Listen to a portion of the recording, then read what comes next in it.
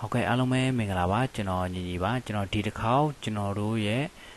Facebook တွေ Gmail တွေကိုနေ့စနစ်မှန်မှန်နဲ့ဖွင့်တဲ့နည်းပေါ့နော်အခုတစ်ခါတော့ကွန်ပျူတာမှာဖွင့်တဲ့နည်းကိုကျွန်တော်အရင်ပြရမှာပါပြီးမှသာကျွန်တော်ဖုန်းမှာဖွင့်တဲ့နည်းကျွန်တော်ထပ်ပြပေးမယ်နော်ပထမဦးဆုံးကျွန်တော်တို့ကွန်ပျူတာ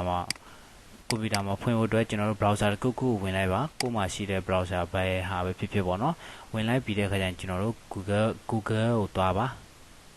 ါကျွန်တော်တို့ဒီအပေါ်ကနေလာပြီးတော့လည်းတခါလေးတိုက်ရိုက်လို့ရပါတယ်ကျွန်တော်တို့ Gmail အရင်ဖွင့်ရပါမယ် Facebook တစ်ခုဖွင့်တော့မယ်ဆို Gmail account ရှိရပါမယ် Gmail account ရှိဖို့အတွက်ကျွန်တော်တို့ Gmail ကိုအရင်ဖွင့်ရပါမယ်အဲဒါကြောင့်မို့ကျွန်တော်တို့ Gmail ကိုကျွန်တော်တို့အရင်ဒီရှာတဲ့ဘားမှာပေါ့နော်ဒီဘားမှာကျွန်တော်တို့ရှာလိုက်ပေါ့နော် gmail.com ပေါ့နော်gmail.com လို့ကျွန်တော်တို့ရိုက်လိုက်တဲ့အခါကျရင်သူက Gmail ကိုသူသွားပေးလိုက်မယ်နော်ဟုတ်ပြီ Gmail သွားပေးတဲ့အခါကျရင်ဒါဟိုဒီမှာပေါ့နော် credit account ဆိုတာနော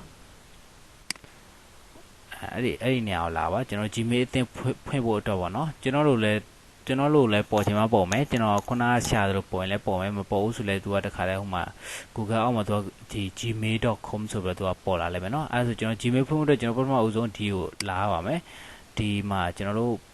ထည့်ရမှာ first name last name ပေါ့နော်ဘယ်ညာနာမည်တွေပါထည့်ရမှာပေါ့နော်ဟိုကျွန်တော်တို့နိုင်ငံတွေမှာကျတော့ဟိုသူများနိုင်ငံတွေလိုမျိုးအနောက်မှာမျိုးရိုးနာမည်တွေမှာပါတဲ့အတွက်ကိုယ်နာမည်ပဲကိုချားပြီးတော့ထည့်တာပေါ့နော်သူများနိုင်ငံမှာဆိုရင်တော့သူများနိုင်ငံမှာဆိုရင်အခု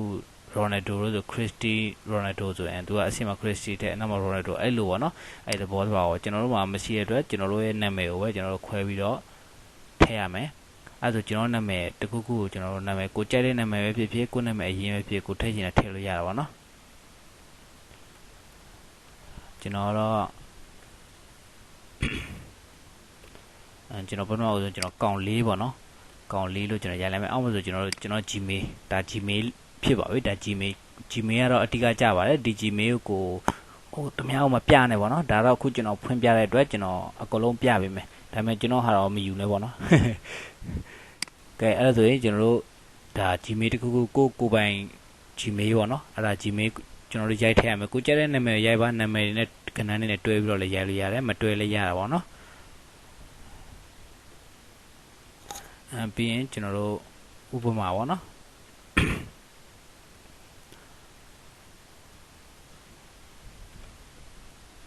ဒါကျွန်တော်တို့ဒါအခုကျွန်တော် Gmail ပေါ့နော်ဟုတ် Gmail ပြီးသူက password ရိုက်ခိုင်းလိုက်မယ် password ရိုက်ရင်လည်း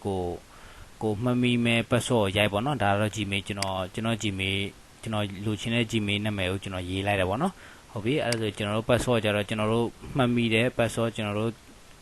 ့အမြဲတမ်းမှတ်ရလွယ်တဲ့ password ကျွန်တော်တို့မမေ့နိုင်တဲ့ password ကျွန်တော်ထည့်ပေါ့နော်ဘယ်နှလုံးပဲထည့်ရပါတယ်များလေကောင်းလေပါပဲအလဲဆုံးအလုံး20လောက်ရှိလေကောင်းလေပါပဲအဲ့လို password ထည့်နေရာမှာကျွန်တော် space bar တွေချမယ်ကျွန်တော်တို့ act တွေ shark တွေပါတယ်ကျွန်တော်တို့ထည့်ပေါ့နော်ဒီသူ့ရဲ့ဟိုဘယ်လိုကောသင်္ကေတတွေပါကျွန်တော်တို့ထည့်ပေးခြင်းအဖြစ်ကျွန်တော်တို့အကောင့်ကိုသူများဟတ်တဲ့အခါကျရင်မလွယ်ကူပါဘူးပြီးရင်ကျွန်တော် two step တွေပါတယ်ဘယ်လိုခံရလဲအစားကျွန်တော်ပြောပြပေးမယ်နော်အဲ့ဒါကျွန်တော်တို့ password ထည့်မယ်ဒီမှာ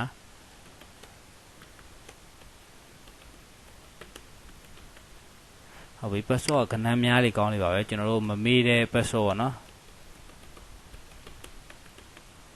ဟုတ်ပြီဒီအပေါ်မှာလည်း password ထည့်ရမယ်အောက်မှာလည်းအပေါ်မှာထည့်ခဲ့တဲ့ password ကိုကျွန်တော်ပြန်ထည့်ပေးရမယ်ပြီးရင်ကျွန်တော်တို့ဒီမှာ birthday ကျွန်တော်တို့ရဲ့မွေးနေ့တက္ကရာကိုသူကမေးပါတယ်အဲ့ဒါကျွန်တော်မွေးနေ့တက္ကရာတွေကျွန်တော်တို့အမှန်သာထည့်ပေးပါအမှန်ထည့်ပေးပါနော်ဒါကိုယ့်အကိုဖွင့်တဲ့အခါကျရင်ကိုဖွင့်တဲ့ချိန်ဘယ်သူမှမတွေ့ပါဘူးအဲဒါကြောင့်မို့အမှန်ထည့်ပေးလိုက်ပါဒါကျွန်တော်တို့ဖွင့်ပြတဲ့အတွက်ကျွန်တော်တို့ပြပေးပါတယ်ပြီးရင်ကျွန်တော်တို့ဒီမှာကျတော့ရွေးပါတယ်ရွေးခိုင်းပါတယ်ဒီမှာ main ကလေးလားယောက်ျားလေးလားပေါ့နော်ဒီမှာအပေါ် main ကလေးဆိုအပေါ်မှာ female ပေါ့နော်ယောက်ျားလေးဆို male ပေါ့နော်အောက်မှာဆိုအားသားဆိုတခြားအချောက်တွေပါတယ်ပေါ့နော်ဂျာကူလီတွေပါတယ်ပေါ့ဒါကိုအဆင်ပြေဆိုရေးပေါ့ကျွန်တော်တို့ယောက်ျားလေးဆိုယောက်ျားလေးပေါ့နော်ပြီးရင်ကျွန်တော်တို့ဒီမှာကျွန်တော်တို့နိုင်ငံရဲ့ဖုန်းနံပါတ်ပေါ့နော်ကိုယ်နိုင်ငံဗမာနေလေမြန်မာနိုင်ငံဆိုလည်းမြန်မာနိုင်ငံပေါ့နော်ကျွန်တော်ဒီမှာလာပြီးတော့ရှာပါထိုင်းကျွန်တော်တို့အခုလက်ရှိထိုင်းမှာဖြစ်တဲ့အတွက်ကျွန်တော်ထိုင်းမှာကျွန်တော်ထိုင်းလို့ပဲကျွန်တော်ထည့်လိုက်ရပေါ့နော်ပြီးရင်ကျွန်တော်တို့ရဲ့ဖုန်းနံပါတ်ကိုကျွန်တော်တို့အနောက်ကအဲ့ဒီ3ည3ဖြုတ်ပြီးတော့ကျွန်တော်တို့ထည့်ပေးရမယ်နော်ဟုတ်ပြီကျွန်တော်တို့ဖုန်းနံပါတ်ထည့်လိုက်ပြီနော်ဖုန်းနံပါတ်ထည့်ပြီးဒီတန်းကိုတော့ကြော်သွားလိုက်နော်ဒီတန်းကိုမဖြည့်နဲ့နော်အဲ့ဒါဒီတန်းကိုမဖြည့်ဘဲနဲ့ကြော်မယ်ကြော်ပြီးရင်ကျွန်တော်ဒီအောက်မှာဒီဘောက်လေးထဲမှာရှိတဲ့ဟာဟိုတချို့နဲ့တယောက်တော့မတူနိုင်ပါဘူးဒီဘောက်လေးထဲမှာရှိတဲ့နံပါတ်ကိုကျွန်တော်တို့ဒီမှာလာထည့်ပေးရမယ်နံပါတ်ဖြစ်ဖြစ်အခရာဖြစ်ဖြစ်ပေါ့နော်ကျွန်တော်တို့ဒီမှာနံပါတ်ဖြစ်တဲ့အတွက်ကျွန်တော်နံပါတ်ထည့်လိုက်မယ်နော်ဟုတ်ပြီနံပါတ်ထည့်ပြီးရင်ကျွန်တော်တို့ဒီအော အောက်ဆုံးစာတန်း agree to the Google ဆိုတော့ကျွန်တော်ဒီစာတန်းလေးကိုကျွန်တော်အမှတ်ချစ်ပေးလိုက်နော်မှတ်ချစ်ပြီးကျွန်တော် next step ပေါ့နော်အဲ့လိုနဲ့လွယ်ပါတယ်ကိုလောက်ကြည့်ပေါ့နော်ဆိုင်သွားလုံးမယ်ဆိုပတ်စံကုန်တယ်နော်ကိုလောက်တဲ့ခါကျတော့အဆင်ပြေမှာပါအပြင်ကျွန်တော်တို့ continue to gmail ပေါ့နော်အဲ့ဒါတွေကျွန်တော်တို့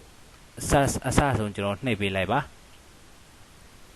ဟိုသူပြောတဲ့အတိုင်းတစ်ဆင့်ညင်သွားတာအကောင်းဆုံးပဲအဆင့်မကျော်နဲ့ဟိုမှန်ကန်လုံးမယ်ဆိုရင်တော့ကျွန်တော်တို့ရဲ့ account ကဟိုပို့ပြီးတော့ရေရှည်ခံတာပေါ့နော်သူများလက်ခံတဲ့ account မျိုးဖြစ်တာပေါ့နော်ဟုတ်ပြီအဲ့လိုပြီးရင်သူဒီလိုပေါ်လာလိုက်မယ်နော်ဖုန်းမှာဆိုတော့ဒီလိုပေါ်မှာမဟုတ်ဘူးเนาะဒါကွန်ပျူတာမှာမို့လို့ကွန်ပျူတာ desktop မှာမို့လို့ဒီလိုမျိုးပေါ်တာပါเนาะပြီးကျွန်တော်တစ်ဆင့်ချင်း next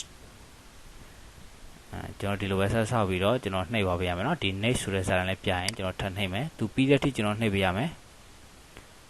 ပြီးရင်ကျွန်တော်တို့ next ပြီးရင်ကျွန်တော်တို့ next okay အဲ့ဆိုရင်ကျွန်တော်တို့ဒီမှာကျွန်တော် Gmail เนาะ Gmail account တစ်ခေါက်ဖွင့်တာ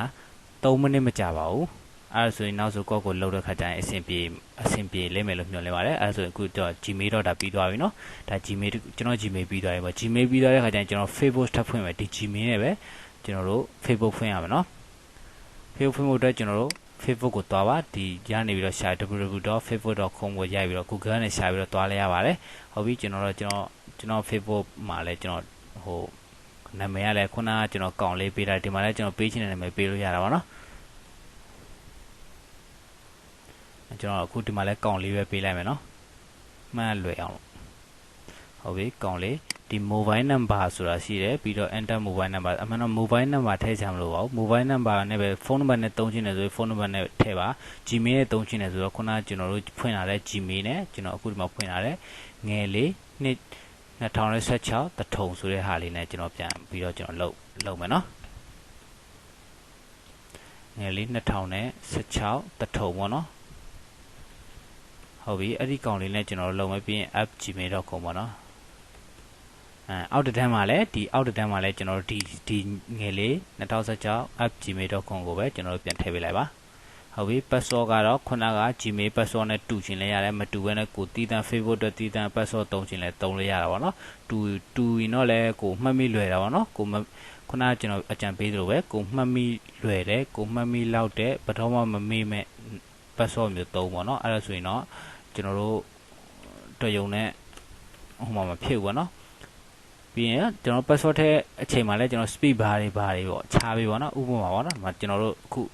ဒါကနန်းပေါ့နော်ပြီးရင်ကျွန်တော် speed bar တစ်ချက်ခြားမယ်ပြီးရင်ကျွန်တော်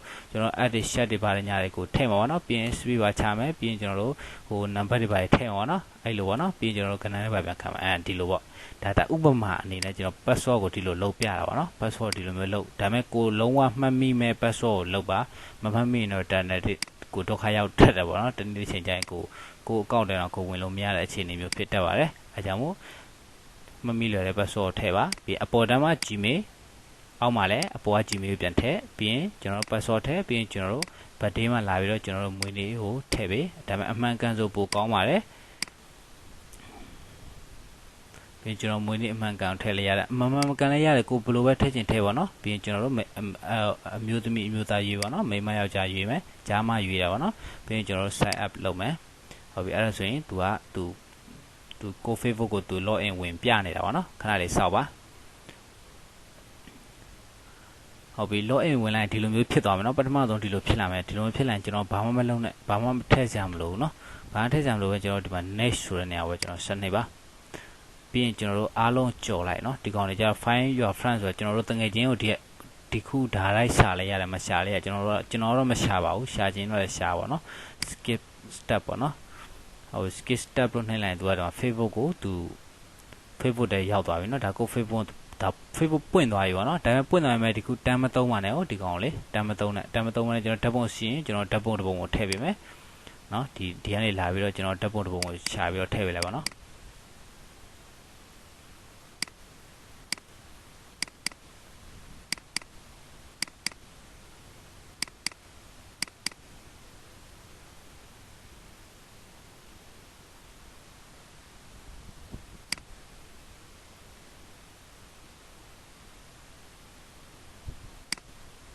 ကျွန်တော်ဓာတ်ပုံတစ်ပုံကိုထည့်ပေးလိုက်ပါနော် ကိုပုံနဲ့ကိုဆိုပိုကောင်းပါတယ် Facebook သုံးတာကိုပုံနဲ့ကိုသုံးတော့လက်ပြလုံတော့ဗောနော်သူများတွေလည်းကိုတော်ရုံနဲ့ဘာမှမဖြစ်ဘူးဗောနော်တချို့ကြောက်လဲသူတို့ရဲ့ကိုရေးကူတာတွေကြောက်မထည့်ဘူးဗောနော်ကိုတက်ပုံအစ်စ်တွေပါတယ်မထည့်ကြဘူးဗောနော်အဲ့တော့ဒါတော့ကိုယ့်သဘောကထည့်ခြင်းသူတို့ထည့်လို့ရပါတယ်အဲ့ပြီးတော့ခါကျရင်ကျွန်တော်ဒီ Facebook ကိုမဖွင့်နဲ့အောင် Facebook မဖွင့်မယ်နဲ့သူက Gmail မှာသူ Gmail ကိုသူတွားပြီးတော့ confirm လုပ်ပေးရမယ်နော် confirm now ဆိုတော့ဒီမှာသူပြရတာလား sign add ဒီမှာ confirm လုပ်ပေးပါ confirm လုပ်ပြီးတော့ကျွန်တော်တို့ခုနဖွင့်ထားတဲ့ Gmail ကြီးပြန်သွားလိုက် Gmail ကြီးသွားတဲ့ခါကျရင်ဒီမှာအပေါ်မှာ site တစ်ခုရောက်နေတယ်နော် just one more step to crash ဆိုတော့ဒီမှာလေဒီမှာသူနော်ဒါ Facebook ရဲ့ confirm number ပေါ့နော်ဒီမှာ confirm code တွေပါတယ်သူကရောက်လာတာပေါ့နော်အဲ့ဒါဆိုကျွန်တော်ဒီက confirm your account ဆိုတော့နှိပ်ပေးလိုက်တဲ့အခါကျရင်သူက Facebook ကိုသူက confirm လုပ်ပေးလိုက်မှာပေါ့နော်ဒီမှာပြီးရင်သူစာတက်လာမယ် okay ဒီမှာနော် you have ဟုတ်ပြီနော်ဒါဆိုရင်ကျွန်တော်တို့ရဲ့ Gmail ကအတီးတကြား confirm ဖြစ်သွားပြီပေါ့နော် okay အဲ့ဒါဆိုရင်ကျွန်တော်အခုဒီတစ်ခေါက်မှာတော့ Facebook ဖွင့်နေနဲ့ Gmail ဖွင့်နေကိုကျွန်တော်ပြောပြလိုက်ပြီနော်နောက်တစ်ခေါက်မှာကျွန်တော်တို့ရဲ့ Facebook တွေ Gmail တွေ two step ဘယ်လိုပြန်ခံမလဲကျွန်တော်တို့ APK တွေသုံးပြီးတော့ဘယ်လိုတော့ခတ်မလဲဆိုတာလေးကိုနောက်ဗီဒီယိုတစ်ခုမှာကျွန်တော်တက်ရှင်းပြမယ်နော်အဲ့ဒါဆိုရင်အခုလောက်ဒီဗီဒီယိုမှာတော့ဒီလောက်နဲ့ပဲကျင်းနေပေးပါလို့ကျွန်တော်တောင်းဆိုပါတယ်အားလုံးကျေးဇူးအများကြီးတင်ပါတယ်ကျွန်တော်ညီညီပါ